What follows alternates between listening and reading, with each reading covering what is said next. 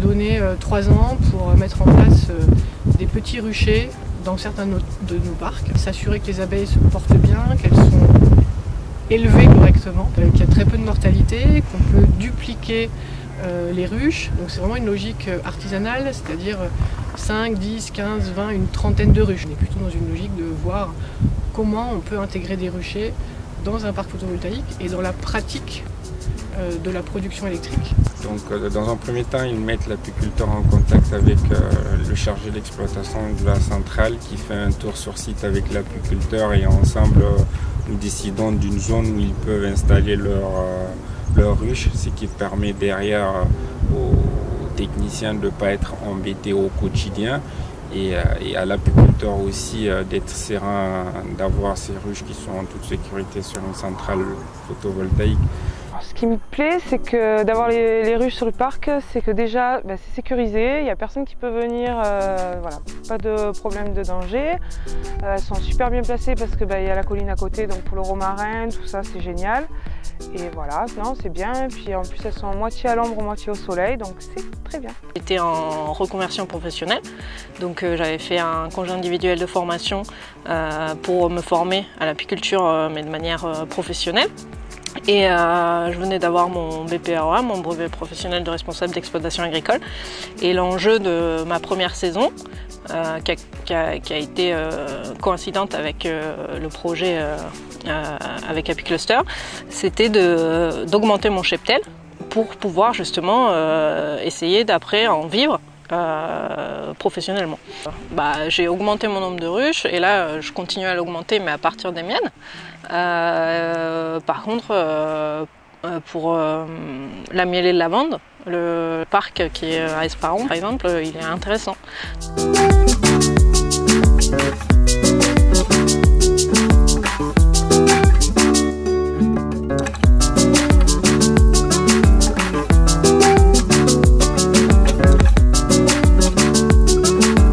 Autant que l'on peut le faire, au sein de chaque parc solaire, on essaye de valoriser les terrains photovoltaïques parce qu'il y a de la place, comme ici à Charleval, on est sur un espace clôturé d'un peu plus de 10 hectares, donc c'est assez significatif en termes d'emprise.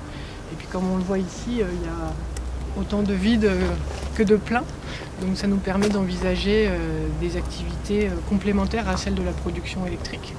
Et l'activité la plus simple, la plus évidente, et celle qui est d'ailleurs mise en place depuis quasiment 10 ans maintenant, c'est celle du pâturage, du pâturage ovin uniquement, puisque ce sont des espèces qui se prêtent particulièrement au déplacement et au pâturage dans les parcs solaires. On a un peu plus de 110 parcs, il y a 42 parcs aujourd'hui qui sont en collaboration avec des bergers locaux. Donc c'est un chiffre clairement significatif. Ça fait 7 ans qu'on exploite l'herbe dans le parc. Avec les cultures, tout ça, on les mène, à part d'y porter de l'eau, c'est tout ce qu'on fait. On n'a aucune surveillance à faire. On est tranquille, on a la sécurité et tout. Voilà. Aucune attaque de prédateurs. Voilà. Il n'y a que les lièvres qui viennent, mais c'est bien. Aujourd'hui, je vais dire sur la présence des moutons ou d'un berger sur la centrale de Charleval est très bénéfique pour nous parce que dans un premier temps, ça nous permet d'éviter le débroussaillage mécanique qu'on fait et qui coûte en moyenne entre 500 € par hectare. Donc sur une centrale comme Charleval qui fait 12 hectares, ça nous fait des économies de 6 000 € l'année.